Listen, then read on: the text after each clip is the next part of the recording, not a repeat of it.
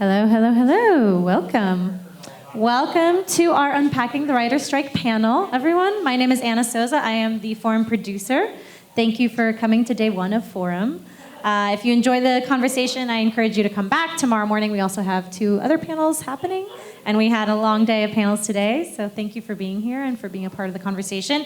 We really wanted to take the opportunity to, I think, not have a conversation that is necessarily, I think, going to solve anything or fix any problems, but really to just sort of, unpack and contextualize the strike, which is just such a, important moment that we're living through right now. So this felt like a special way to honor that and also just to talk about it. So to kick us off, I'd like to ask our panelists to please take their seats, and I'd like to introduce our moderator, Patrick Gomez, who's with Entertainment Weekly, editor-in-chief.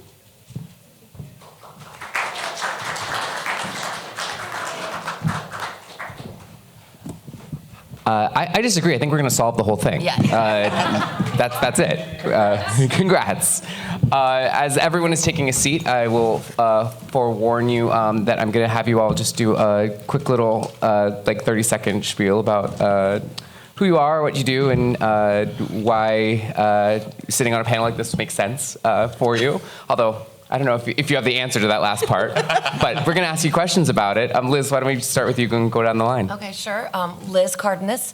I am an independent producer. I also write and direct. I've worked with a lot of emerging filmmakers, either from their shorts to features, or just on feature films. I've been fortunate to work on films such as A Ghost Story, Never Going Back. Both of those premiered at Sundance and were A24 films. 7 Days, which I did for Duplass Brothers Productions, that won an Independent Spirit Award for Best First Feature. So I'm, in that indie, lower budget feature film kind of space, but also some short films as well. Great. Thank you. Thanks very much, Patrick, and everybody, thanks for being here. I'm Jonathan Handel. I'm an entertainment attorney, also entertainment and technology attorney, actually, also a journalist. I wrote for The Hollywood Reporter for 10 years, primarily covering the guilds, who had about 1,400 stories in that time while practicing law. I write for Puck now. I'm probably, I'll be immodest slightly, since that's the, sometimes the culture, and say that I'm probably one of the preeminent experts on the guilds, speaking publicly, who's not aligned with either side of the controversy. I've appeared in the media almost 1,300 times, including 60 times in the last month and a half or so. I've taught courses at law schools as an adjunct professor at UCLA, USC, and Southwestern law schools on the entertainment unions and guilds, written 4 books on the subject, and have just basically, I guess I was going to say also I was outside special counsel to SAG-AFTRA, and earlier in my career was an inside counsel, associate counsel at the Writers Guild. One of those 4 books was on the last strike 15 years ago, and I regularly represent both producers and guild members in their dealings with the guilds. So it's something that I approach from a journalistic perspective, an academic perspective, a practitioner's perspective, and a journalist's perspective. Thank you. Okay. My name is Steve Greene. I am coming up on 12 years being at IndieWire. Right now I'm a member of their TV team. So I'm here to provide a little bit of context from the TV side as to what certain guild members might be fighting for, and what the landscape of things from the TV world. So that's me. I'm really impressed with all of you, by the way. Malina Saval, features editor at Variety, and let's see, I wrote a book called The Secret Lives of Boys, Inside the Raw Emotional World of Male Teens, and I'm adapting it as a TV pilot, a little bit on hold right now. I don't know, I'll just keep that quick. I'm sure I do other things, I just forget. I want to acknowledge that we may have some union members in the audience, but know that many of you are likely not, and certainly we'll make sure that the discussion is applicable and informative to all union or non-union people. So no worries there. I'll start off with a really easy question. Why are the writers striking right now? For anyone that wants to dive in there, I mean, the reasons are nuanced, and we will get into all those nuances. But let's start broad strokes. What's going on? The writers started complaining in 2017 that despite everyone talking about peak TV, the enormous number of new television series, that the business was becoming difficult to sustain a career in. And people looked at that and said, well, this is a bizarre complaint. I mean, TV critics are pulling their hair out trying to cover all the new series. There's all this new production. But I asked a question in my guise as a reporter that no one was asking at that time, which was, yeah, there are a lot of new series, an enormous number of new series, but we know that the seasons are shorter. How many episodes a year of scripted television are produced in this business? And I called FX, that produces these pretty graphs every year of the number of new series, and they screamed at me. Said, look, you expect us to count episodes? I was like, dude, just asking. I got data from the Bunch African American Studies Center at UCLA because they code episodes for racial representation, so they were able to give me raw counts. In a 4-year period, the number of series indeed had shot up by 50%. Writers Guild data said that the number of writers working in television had gone up by 20%, but the number of episodes produced, the actual amount of production in this business had actually briefly dipped and was only up by 7%. 20% more writers, but only 7% more work for them to do. That problem, that fundamental disjunct in the labor market continued. There would have been, this strike is 3 years late, by the way. This panel is 3 years late, just so you know. The strike would have happened in 2020 if it weren't for COVID. The problems that the writers have identified have just gotten, in their view, worse, and they view the business as unsustainable. Great, you got staffed on a series, but guess what? It's a 10-episode series, that's the average length these days, not 22, the network length, which means that you've got half a year's worth of work to do, not a whole year's worth of work.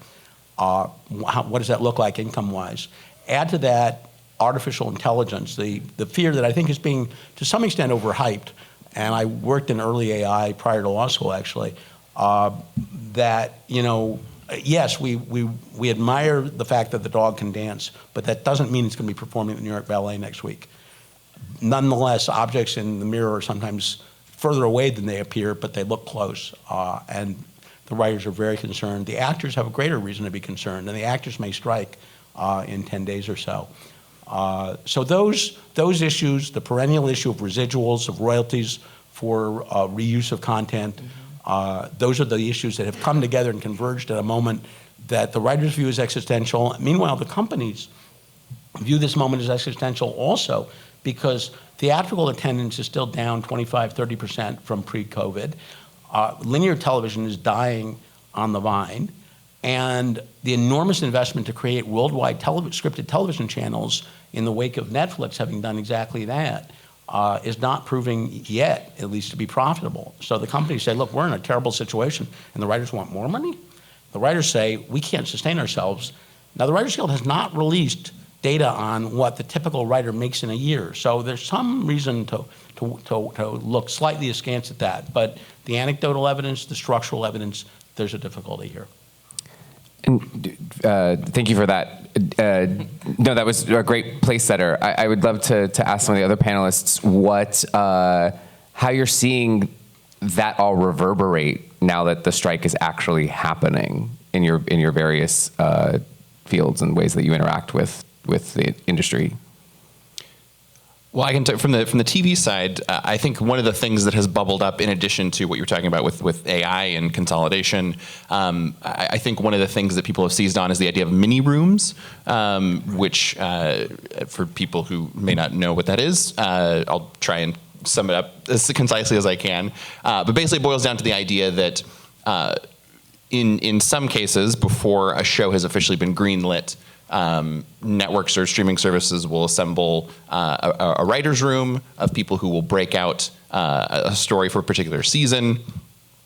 What you've been seeing anecdotally from a lot of people sharing their stories is that after those shows have been greenlit, the showrunner that has been running the room will be hired onto the series, but a lot of the writers who have worked in sort of the pre-production to get to a point of a broken out season will not be hired on the season going forward. And so that in effect creates a situation where you have established showrunners and established writers continuing to get employment on those shows and in those situations. But the entry-level writers and the people who are working to get their foot in the door aren't getting those same opportunities anymore. And so I've seen people describe it as a sort of a disappearing middle class of writers, of people who you either have people who have been entrenched for a while and have that security of a long career, but you don't have the people in the middle who are sort of working to make those steps to go from an entry-level writing position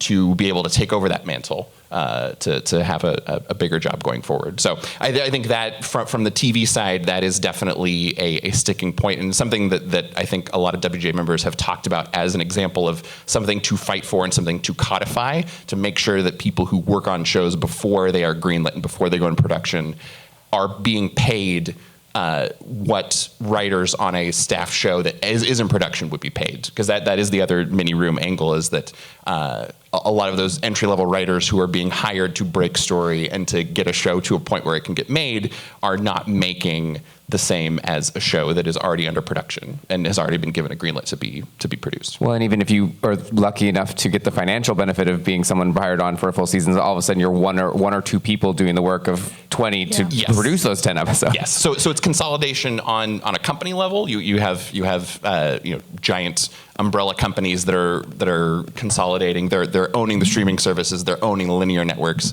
But on an individual level, they are combining under the guise of efficiency. They are combining multiple jobs under individuals who, in many cases, aren't being paid for the multiple jobs they are doing. I think also what I've noticed is because the last strike, which was 2007, I believe, we still haven't recovered collectively as an industry from that. And so I think there's an increased amount of anger that's pervading the industry because it wasn't fixed the first time. And so clearly, obviously, social media wasn't as prominent as it was back then. But I think now we're really kind of hearing the anger and frustration, rightfully so, of the writers in this space who are asking once again that, these banks, these heads of streamers and studios are not giving them what they need. The problem is never solved. And, I think it's just like this kind of sense of when will you listen? Because without us, you really can't make TV, even though you think you can get, this whole AI thing. I mean, I know, bringing it a little bit back to journalism, I don't know if you guys have seen the samples of AI that they've tried to produce, like articles and whatnot, and it's littered with so many mistakes and factual errors. You really can't get away with a computer at this point writing a show. I mean, it just will never happen. And so I think writers, again, are just wondering, they're saying, if you didn't solve it the first time, if you don't solve it this time, I know a lot of writers just, anecdotally, they're going to law school. They're deciding to, they're falling back on second careers. I have writer friends, WGA members, who are working as PIs. I know WGA members that are falling back on their art history degrees. They are actively looking for other industries in which they are welcome and appreciated and respected. And I'm wondering if that will continue to have a ripple effect where people are moving out of California anyway, in the pandemic. So I don't know if the people that are heading, these studios and streamers and whatnot, and banks, frankly, understand that for a lot of writers, they're not giving up, but they are shifting focus, because if they're not going to get what they need in Hollywood, they're going to go try to find it elsewhere. And that has an effect on diversity. I mean, following up on what both of you pointed out, because the diversity efforts of particularly of Me Too and of racial representation increased significantly starting around 2018 or so. So those are writers who are younger in their careers, who don't have a bank of pre-existing episodes to fall back on in terms of residuals, and who are the younger writers who are not getting experience doing production rewrites, for example. If you're in a mini room and you're not there when the show is being produced, you don't get to work with actors, you don't work with the director, you don't work with editors in post-production. All of that has an effect on sustainability of careers and precarity. Also, health insurance. I don't know if we're going to be talking about that, but that's a big part of it. If you're not getting your points exists in the guild, they cancel your insurance. Now, I don't know, I'm not an expert in this There's an particular income thing. level that you have to There's an make each year, income right. level. So if you're gonna lose your health insurance, you're gonna have to find other employment. Right. And from, I guess you'd say, my perspective, more in the film space and in the independent film space, even if it's writers and specifically in television that are kind of leading this, because television is such a huge moneymaker and such a huge thing, it does impact the rest of the kind of entertainment industry. And, it's interesting that these other, like I say, factions are just as affected. And again, can only speak from my perspective as more of a producer. I recently was involved with creating a producers union. There is the PGA, but it doesn't have minimums. There's no pension not a health. union, yeah. It's not an actual union. It's not collective bargaining like SAG, like WGA, like DGA. And so what we as kind of independent producers have been talking about as a big problem in the industry echoes what the writers are saying, and so it's very similar. And a lot of it has to do with, like you're talking about, streamers. And Chris Moore, which you may know him from like producers of Good Will Hunting and American Pie, he was very instrumental in creating this producers union, because he was like saying kind of like what you're talking about. It's like the middle class of making films is evaporating. It's like big budget and then tiny micro budget. But the thing is, it's that middle range that supports the diverse voices that are, as independent producers, we're shepherding the new filmmakers. And so as a producer, if you are producing several features, you're hoping that something hits, right? Like there's like one's gonna be the breakout hit, then if things are now within the streaming platforms, it makes it where there is nothing that's hitting. You don't, and they're not releasing numbers, so it's affecting the royalties, and then it's also affecting, like, you're not getting back numbers, and so it's really created a problem throughout the industry, and specifically in the independent film space, and it's like a trickle-down effect from, like, writers who are staffed or showrunners down to, like, indie filmmakers. And the equivalent of a mid-budget film on the TV side used to be good business, and so now that I think you're seeing a programming and executive regime across these streaming services that has decided that those kinds of shows and those kinds of films aren't good business anymore. And so I think you're seeing in this strike a way to kind of codify, to actually set some ground rules so that if the people who are making financial decisions don't want to make this independently, there's at least a framework that can ensure that those opportunities are available for the people who need them, because the market and the landscape as it exists is deciding not to give those without prompting or without some sort of rule saying that they have to. So you work in the industry, but you're not a writer, or at least you're not in the Writers Guild. What am I, me being that person here? What am I supposed to do? Like, what do I do with my time now? If that everything's You what's take okay piano to do? lessons and you.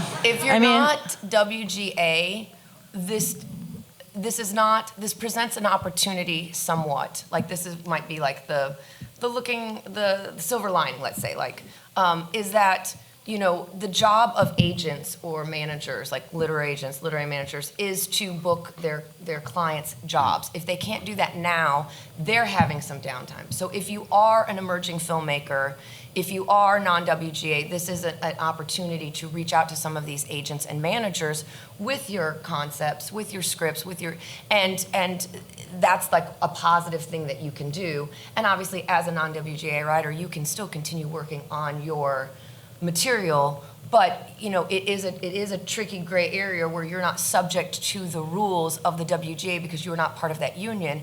At the same time, if you are trying to pitch your project and it happens, then you will be blacklisted from the future. And so you have to be really careful about how you're going forward in certain steps in terms of trying to create and pitch, because you'll be in a problem. You'll be in a bad spot when the strike. Yeah, I think now's a really good time to create, but not a good time to sell. Right. I think there's no way around it. I mean, the other 2007 strike lasted 100 days. I don't know how long this one is going to last. Everyone keeps saying they think, they don't know, but we just don't know. And there's really, everyone's at kind of an impasse. As far as I know, there really hasn't been any headway made. I don't know. But I think, I remember the last strike, and so many screenwriters, guild members wrote books.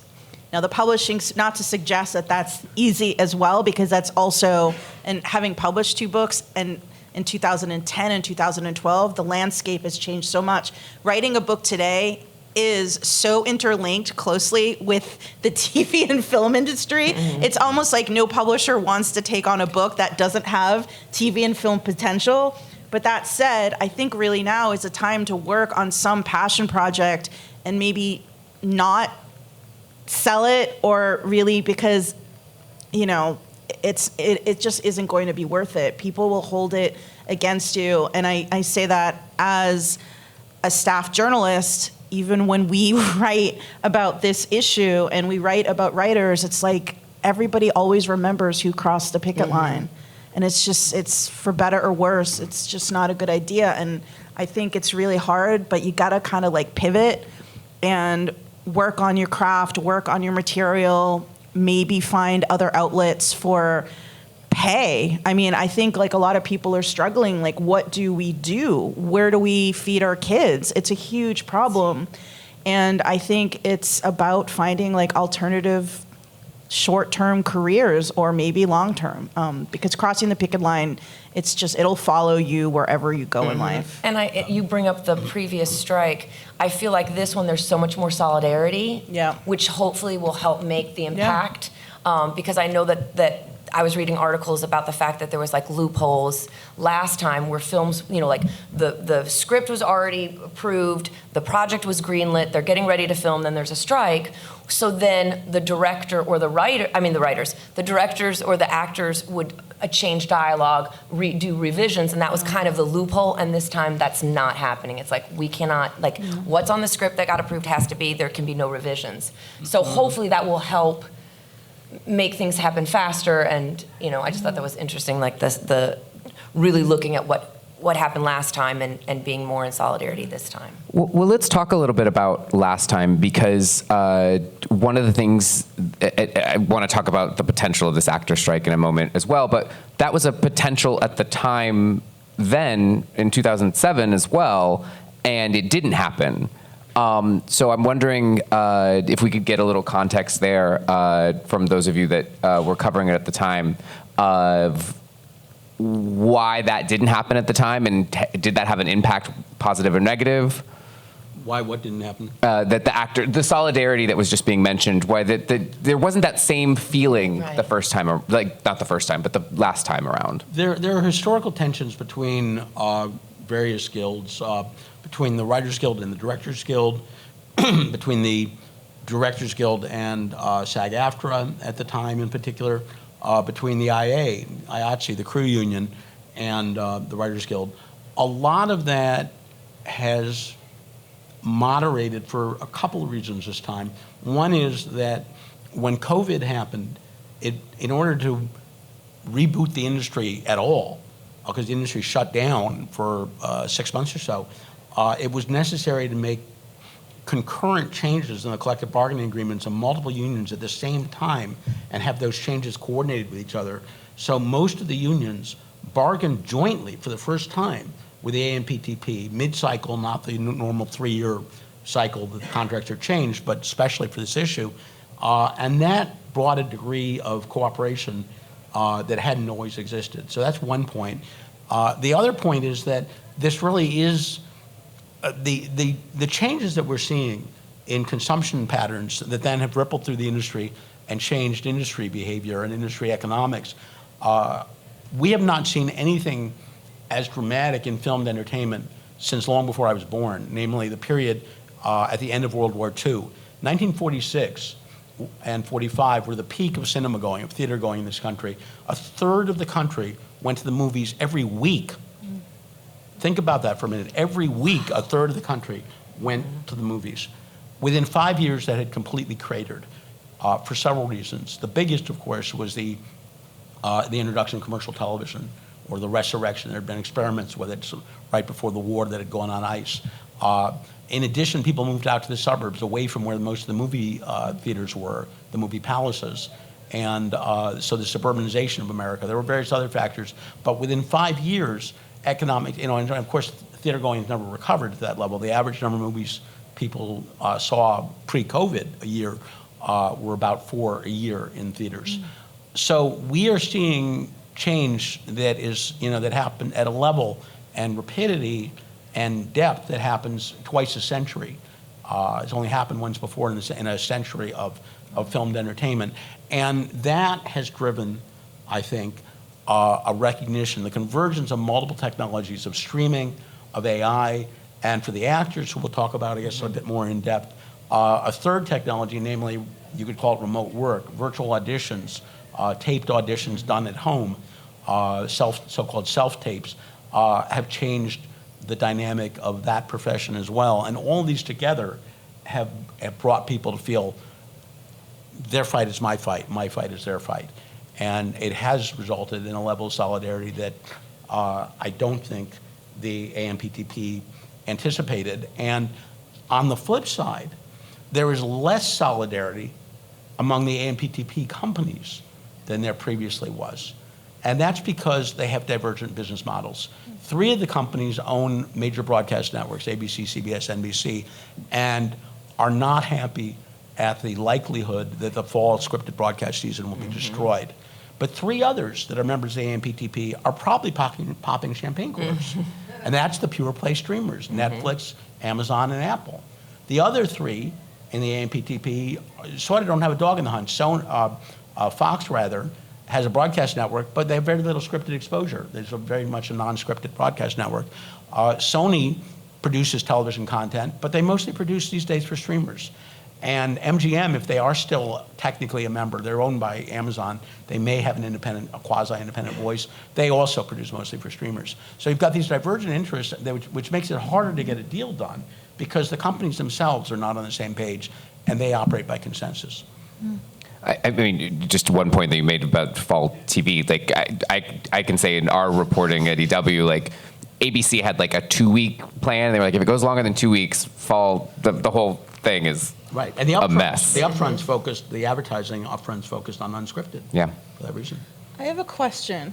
I love it. I'm just here to keep the conversation going. You all can take this and run with it. Go. What just occurred to me is, I think, are we going to be talking about like international writers at any point? Because I can totally Well, say there was an International Day of Solidarity. And the International Day of Solidarity, Right. which if you want to start off, we can go from there. But I think something that I've encountered, because I do cover a lot of international TV, we were just talking before, I cover a lot of Israeli television, and Israel is selling more formats, exporting more formats outside of Israel than any other country, save from the United Kingdom, right? And that's huge, especially given, and But formats don't, I mean... No, but what I'm saying is... programming that plays, right. Right, but because of that, Israeli writers, that's just my area of expertise. I can't talk about French writers, but whatever. Regardless, they're getting noticed in the United States, and now they're landing overall deals at such places as Netflix and Hulu, okay? I mean, the most obvious example is Lior Raz and Avi Sakharov with Fauda, okay? And what made that show so magical, then they brought it to the States and they did Hit and Run, which was the, not so good, not so magical. But the point is, you have all of these international writers, okay? Their dream is to work in the United States. And I have to tell you, from a first-person perspective, not so much right now. And there's so much talent there. I mean, you look at Chagai Levy, okay? The Affair and all the things he's done. And, from him down, I guess it's not so much of a question, but a thought, what I can see happening, if this isn't like buttoned up soon and we figure something out, is all this massive talent going back to their countries and deciding they've had enough with working within the American studio system and doing their own thing. I think that really needs to be something that we need to think about. Well, but that own thing is getting bought and played internationally, including in the U.S. Right. I mean, Netflix accomplished something that no one ever thought possible. Jonathan, I'll just ask just a little closer to the mic. I'm sorry. Netflix, it is very different. Netflix accomplished something that no one ever thought possible, which was to get Americans, other than the 0.1% elite culturally, to watch foreign programming. I mean, it used to be PBS and art house theaters, and now you see Squid Game, you see Berlin Babylon, you see the French programming. Netflix. What Netflix also has done is it is the first global scripted television channel, and only the second global channel at all, CNN probably being the first, but scripted. And they came up with methods of dubbing that were so sophisticated. The New York Times did a separate article just on Netflix's dubbing technology. There's a tension, I think. There's a tension between international solidarity, and there is a lot of international solidarity. There are international networks of writers' guilds, the International Affiliation of Writers' Guilds, for example, and similar in the other unions, or for the other unions. But there is that tension between the solidarity on the one hand and the desire to have your own members working. Yeah, that's other. what I'm telling you. I'm seeing that up front. I'm seeing writers from all over the world, namely in the Middle East, Arab writers too, that they're just like, what's the point of me investing in this country in Hollywood? They're doing well where they are, and a lot, the dream is to be seen global wide or, in America. But some of these countries are invested financially in their writers to the point where they're making good livings. So I think there is tension there, and I'm wondering how it will play out. Well, especially because I feel like because there is a production stoppage in a lot of ways, and if this continues, I think during COVID, international programming was the break glass in case of emergency solution. Yeah. The reason, obviously Netflix had a robust international plan before COVID, but I think that was one of the reasons why they were able to sort of weather that storm, is because of all they brought in. And I think that you see Paramount Plus has a deal with Korean distributors. All of these, before HBO Max was dismantled, they had a pretty solid collection of European programming. And so I think it'll be interesting to see going forward how much that is a stopgap this time around, if this continues and goes on as long as it does. Maybe not necessarily bringing in people to create new things, but to see if that then creates another version of an international buyer's market to sort of fill those holes in programming that they're not going to be able to fill with stuff being produced here in the US. What if writers find a more hospitable place for them in some other place? Maybe there's a lot of work in Britain. Maybe there's in Canada too. There's a lot less money in most. There is, but less money is better than no money. Right. And also the cost of living is significantly lower in some of these other places. I don't know the answers, but I've heard, a lot of people, this is how they're talking. It's, it's really frustrating. And if there's no industry security, then some of them are considering, continuing to invest in either their birthplaces or in other places that, again, are just more hospitable to them professionally. Yeah. Especially if SAG doesn't strike either. I think you've seen a rise in programs where it's multilingual series that have a like on the film side, you have an established star who can be sold in different territories. They come in, have their scenes, but then you have storylines with people from people within that market, and yeah, so that might be something that happens going forward, especially if SAG doesn't continue their action along the same lines as the WGA. They probably will strike. Yeah, I think so too. What I'm hearing is, what I was hearing several days ago was that it was too early to tell whether a deal would be reached, but too early is also too late.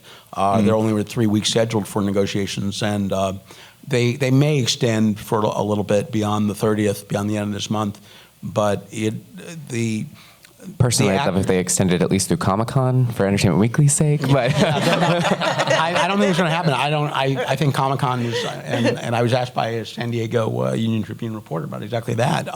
Comic-Con, is going to be the executives, not the actors this year, I think. the actors, SAG-AFTRA has two political factions, one of which never saw a picket sign it didn't like, and the other of which is the faction that is running the union. But this year they're on the same page, and what I hear consistently from both factions is strike, unity. Look at the numbers.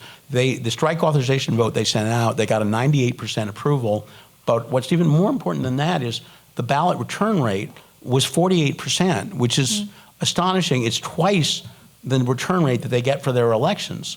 And their elections, by the way, this is an election year for SAG-AFTRA, which puts pressure on the dominant faction not to bring home a compromised deal and say, well, this was the best we can get. Well, then, F you, you're out. And the elections are happening right now, will be happening right now this summer.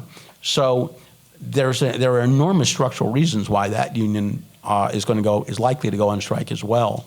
And we haven't seen a dual strike in this industry since 1960.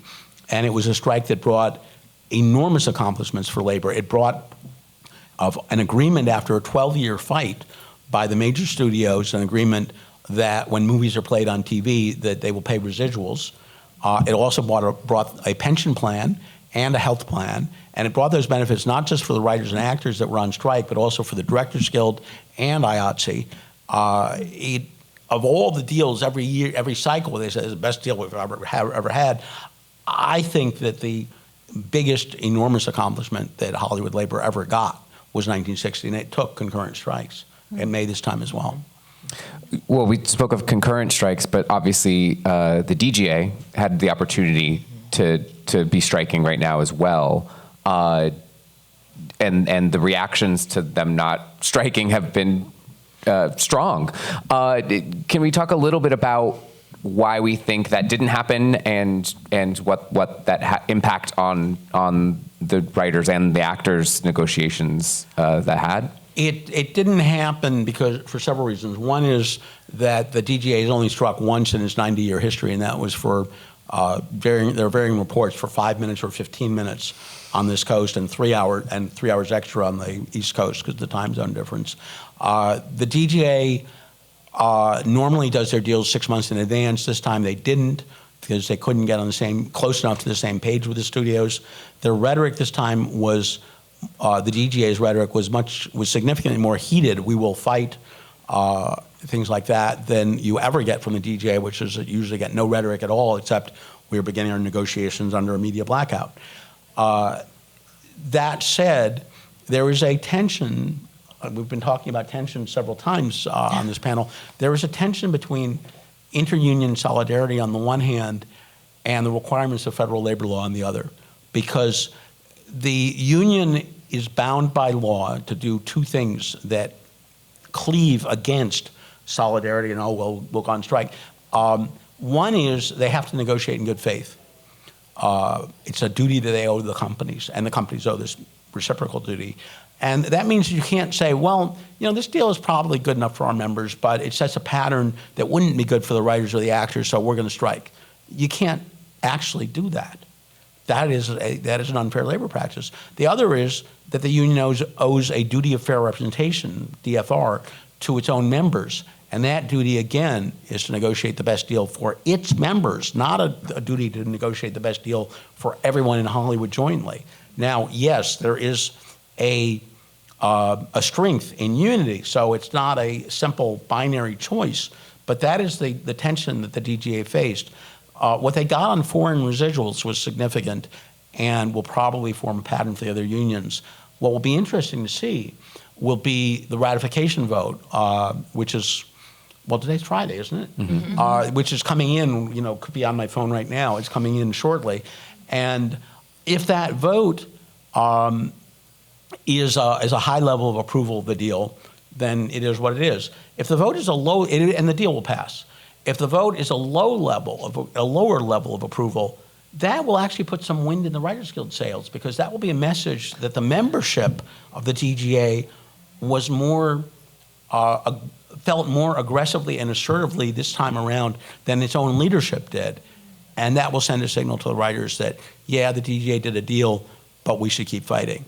And at the end of the day, the writers' message is the road to a deal with the Writers Guild is you make a deal with the Writers Guild, not you make a deal with the DGA. So, and SAG has said the same thing about its deal making. So, what effect will it have on the other unions? The bigger effect will be if SAG goes on strike, and that will energize the Writers Guild. The rally that I attended, there were probably 2,000 people. There were some fiery applause lines, and people cheered. I wouldn't say that they seemed enthusiastic at the rally. That the members, which it was 2,000 people, skewed young. I didn't feel enthusiasm at that rally. But what I did feel, though, is determination, absolute determination. It's going to get harder as it goes through the summer. This is the last strike had a $20 million a day impact on the local economy. Adjusted for inflation, is probably close to $30 million this year, this time around. And it gets hard because it does become harder to put food on the table, as Malina, I think, as several panelists have alluded to. It becomes harder ultimately to make the rent or the mortgage payment. So there's a very difficult human cost to this.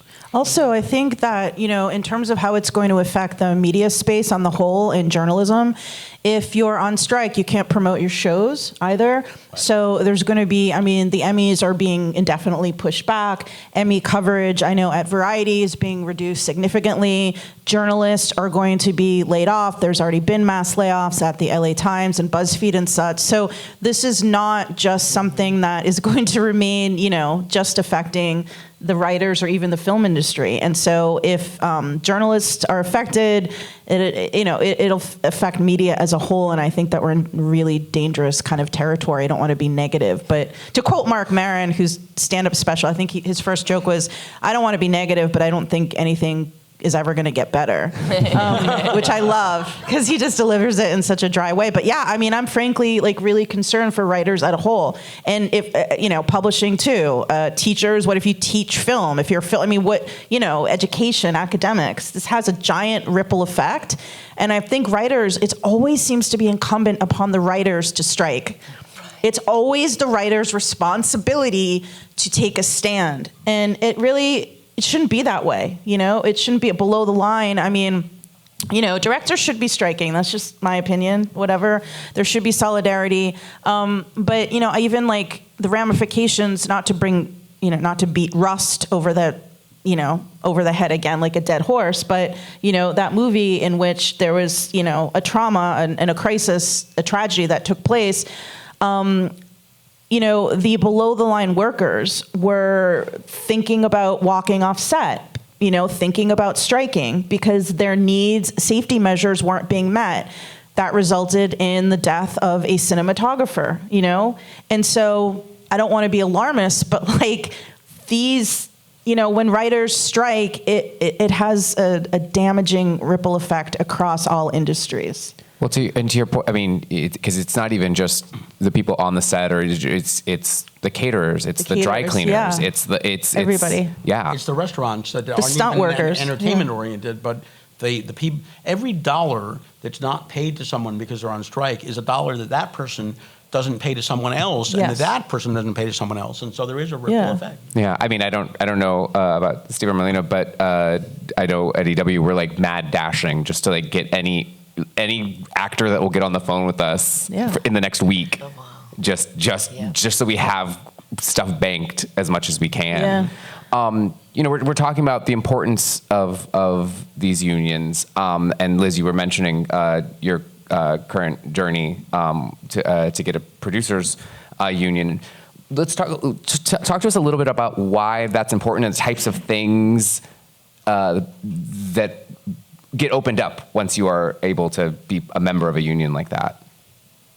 You mean Why is it important to create? You were mentioning there's the PGA. Why is this union important, and why are these unions important as a whole as well? But I'm using that as a gateway here. I guess it's kind of echoing the same thing that we were talking about. Is at the end of the day, it's about sustainability. It's about sustainability for the workers, but then it's also about, art. It's when we lose film, when we lose TV, when we lose these things, that contributes to, I hate to be dramatic, but humanity. Yeah. And so, it's one of these things where it's, again, in my perspective is a little smaller, but it's like, independent film is where the diverse stories are, where the emerging, where the regional, where the, stories come from. And so it's really sad, and it looks very bleak when you have these things, because then those, not only are those writers and filmmakers not able to have a career and have pursuits, but it's like, then audiences don't get these things, which are so important for just livelihood, and social change. Yes, because it also, social change, information, a lot of people get information from from various, stories. And I guess the thing is that, it is a really tricky place, and we kind of haven't touched on that yet, but it's like, it is a really tricky place to be in right now when you are more of an emerging filmmaker, because, I have lots of projects on my plate, both by WGA writers and non-WGA writers, and there is a sense of clarity when you are a WGA writer, like, okay, everything's stopping now. So then it's like, okay, what about the projects that are like, you've got your short film, it's doing really well, you've got your package together for your feature, and now, but you're not represented by the WGA, what do? It's this very, very difficult place in terms of like, what's appropriate, what's not, and even if it's not a legal question, it is an ethical question, as like, of solidarity, and like, how do you handle your project, your next project, and like you said, but most likely when SAG strikes, that creates a huge problem all across the board, even on smaller, more independent films. We were talking a little, I think on our panel, like when we were prepping for this, I think I brought up about the nonprofit funding. Yes. I think, which might be interesting. I know a lot of writers and actors that are setting out to complete their films that were in development, and their guild members. Now they're searching for funding from nonprofits so that they kind of can straddle that, and that's like a little bit of a loophole. Of course, then sometimes you're beholden to the messaging of the nonprofit and whatnot. But I don't know, it's interesting space to consider, because even events where writers are trying to promote themselves as a brand without crossing the picket line. Magazines, for example, are searching for nonprofit funding, so then you can say it is for a charitable or philanthropic endeavor. It's something that people are doing. It's kind of an interesting thing to explore. Maybe it's something that people also want to explore, different foundations or whatnot. I mean, everybody is so film-based right now that every organization has like a film department, whether their advocacy is for, health or kids in sports or better eating or whatever it might be. I'm wondering if, filmmakers just starting out looking to, get a career going might look to some of those foundations that are always looking to hire and onboard really talented filmmakers and writers to do work for them, and you're not crossing the picket line. Yeah, because it's so interesting how, and I'm sure a lot of people here would agree with it, there's a lot in the independent space as being writer-directors. Yeah. And, the Gotham canceled their project market, which is where, first-time, second-time feature filmmakers can present to industry, to festivals, their project, and that got canceled. And this is people who have been working on their project finally get into the program that they were like, okay, great, and now it's not happening. And I'm sure that's going to continue with other entities as well. What impact do we feel like in terms of, do we think if when SAG strikes, is that going to, do you think that means that the strike lasts less long? Or is SAG striking going to have an effect on how long this writer's strike goes? Like, do we think, okay, the actors went on strike, it'll be solved in 2 weeks because everyone's going to be like, well, now we can't do anything? Or is it still going to go on for a really long time? I don't know the answer to that, but I do have to say, when you said that, sorry, I'm always like pointing out my lack of firm knowledge. But when you said that, just coming from an entertainment journalist perspective, the first thought in my head, okay, writers are just, there's no respect for writers. There never has been. There may never, whatever. It's horrible. But I think a lot of heads of studios and banks or whatnot they think they can live without writers, but they Right. can't live without Bradley Cooper. You know what I mean? I think that actually if SAG does strike, it can only help the cause, because if you don't have a movie star with which to work, with whom to work, then there's nothing.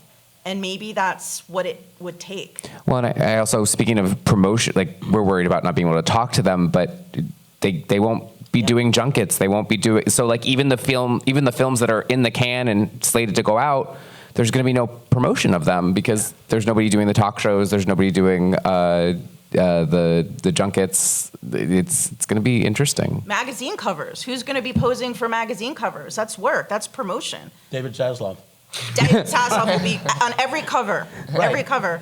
But, I mean, it's true. I think I hope they do strike. I don't mean to sound selfish, but I think that's absolutely what's needed in this. I do too, and I hope they do, and I also hope that does make it come to fruition sooner. It may. I mean, one of the concerning things compared to 15 years ago is that there aren't external drivers towards a solution. The reason the strike ended after 100 days 15 years ago was, first of all, that the DGA did a deal that served as a template for the writers in just about all respects, all the significant respects, and that's not the case here. I mean, as Steve pointed out, mini rooms are a writer-specific issue that are not addressed by the DGA deal because it's not a DGA issue. The other thing that ended the strike was the imminence of the Oscars. So the actors, in solidarity with the writers 15 years ago, destroyed the Golden Globes, turned it into a cut-rate press conference by boycotting, and the threat was that the Oscars would be next. ABC, which broadcast the Oscars, didn't want that. It's the second biggest television event of the year in terms of advertising dollars after the Super Bowl. And the studios didn't want that because the Oscars drive movie attendance. But this time around, we don't have Oscars in the summer. We don't have Emmys in the summer. And in fact, as I think, Malina, you said, the Emmys are, the discussion among Emmy officials, the TV Academy, is to postpone the Emmys at least till January. They're scheduled for September 18th. So this time around, not only is an award show not driving the end of a strike, the award show is yielding to the strike rather than the other way around. The reason the Oscars were so powerful was not only did the companies not want the Oscars postponed, ironically, the writers didn't, or destroyed, the writers didn't either. Because if they had destroyed the Oscars, they didn't really have another arrow in that quiver. So the threat of destroying the Oscars was actually more potent than the actuality would have been. Yeah. We just don't have that dynamic this time around. Yeah. There isn't a driver, and in addition, the people that, among the people that you might think would form a natural bridge to restart negotiations, back then would have been the agents, because agents represent writers, but agents are very businessy people and obviously have very corporate relationships. But this time around, 2 years ago, the writers campaigned against the talent, successfully, against certain business practices of the talent agencies, and so those relationships are burned. So there isn't, you've got all these factors that make it so difficult, and at least Iger is back. If Iger hadn't been back, there'd be no one on the studio side who could try to corral the various diverse interests there, because the AMPTP is Carol Lombardini, and who's the president of it, and the labor VPs from the various studios and streamers. They are mostly empowered to say no. At the end of the day, when the hard deals get done, it's the corporate executives. Prior to Iger's return, there was no one who had stature and knowledge of talent and would be acceptable as a leader among the various companies on the company side. Chapek, who ran Disney, didn't know talent, he screwed up, he didn't know talent, let alone labor. Zaslav comes from unscripted. Ted Sarandos is blamed by the incumbent, by the legacy studios, as having dragged everyone into this mess to begin with. And the other companies are too small to lead the big companies. So Iger's return, at least, is a positive note, but in terms of the process. But we still have a lot of uncertainty in the process and a lot of bumps in the road. I mean, we're really in a precarious space. Again, I don't mean to be negative. But when we're talking about advertising, I'm a realist. When we're talking about advertising dollars, I mean, in my head, I'm just going through how this works as an ecosystem and how destructive it is. If there's no Emmys, Okay? Right. So all of the Emmy coverage is pushed back. If you push back all the Emmy coverage, not only is there not work for writers, like, journalists, but there's no advertising dollars going toward the magazine to support these endeavors, right? So then if there's no advertising dollars, you don't have people even from car companies to, popcorn companies or whatever, advertising, then if they're not out there advertising, then their businesses suffer, as well. We're going to take up a collection here. We're I trying mean, and I thought about what you just said when you talked about post-World War II, and because I come from a family of Holocaust survivors, I always go there. PTSD, whatever. But the reason also so many people were going to the movies is because they were so depressed. They were so depressed and they needed something to watch. So can you imagine a universe in which right now we're coming out of COVID, people are still trying to get their bearings, people are suffering, and if there's not even like any scripted, really good, strong scripted TV to watch, rates of suicide and depression are all going to soar, as they always inevitably do when you don't have programming. So I think we do. We have about 5 minutes, and I think we need to solve this problem. Well, I have a question kind of taking from you, like posing something, and you guys probably have more crazy. Knowledge, but it's like I know there's something about that the networks can cancel whatever force majeure issue? Yes, exactly. Because Yeah. from what I'm understanding is a lot of people are hopeful that after that happens and they can let go of whatever they wanted to let go of after like the 90 days, that maybe the strike would end shortly after that. It's 8 weeks, and 8 weeks from the writer's strike is early July. What you're alluding to is called force majeure. So overall deals, which are deals that are done with showrunners to serve as idea factories, range in the millions to tens to even hundreds of millions of dollars in the case of people like Shonda Rhimes, for example, Greg Berlanti. And these deals, like many Hollywood deals, have a provision in them that says that if something shuts down the industry, something catastrophic, a horrible earthquake, please no, or in this case, a writer's strike, if it lasts for a period of time that could be 6 weeks, could be 8 weeks, but 8 weeks is usually the outside that gets negotiated, that the studio or streamer, the company, can just terminate the deal altogether. Yeah. And deals that have been productive will survive and won't get terminated. Some might get renegotiated, but deals that have not been productive, and I looked at some resources on this, there are about 150, 200 such deals at present in the industry, will get terminated. So that is the lemonade that the studios can use, can make out of the lemons that they've been handed. And there is a larger issue here, which is the drive towards power away from actors towards IP. Who goes to see Spider-Man because of whoever the actor is? It takes some twink, run him through 3 iterations, and then rinse, lather, repeat. No one cares. There has been a decline in movie stardom, which echoes throughout the acting ecosystem and has an effect on people who are not stars. There's the issue of writers that we're talking about, of producers, the concentration of power in corporate America and large companies that are run, including in the media and technology sectors, obviously, that are run for the benefit of primarily of top levels of executives and of shareholders, and other stakeholders are secondary. Workers can be replaced or fired. Consumers can be manipulated or catered to the minimum degree necessary. Communities can be ignored. Regulators can be bought off. And this, I think, one of the other things, and to answer an earlier question, why now? I think that the larger structural changes that our economy has been driving towards since the beginning of the Industrial Revolution, that concentrated capital in the hands of the few, has been increasing dramatically, particularly sort of post-1980, post-Ronald Reagan, who ironically was the SAG president in 1960 during that period of dual strikes. So you're saying Fran Drescher will be president in like 15 years? It's listen. I mean, Stranger Trump, things have happened. Donald Trump became president. I mean, who am I going to rule out on that at this point?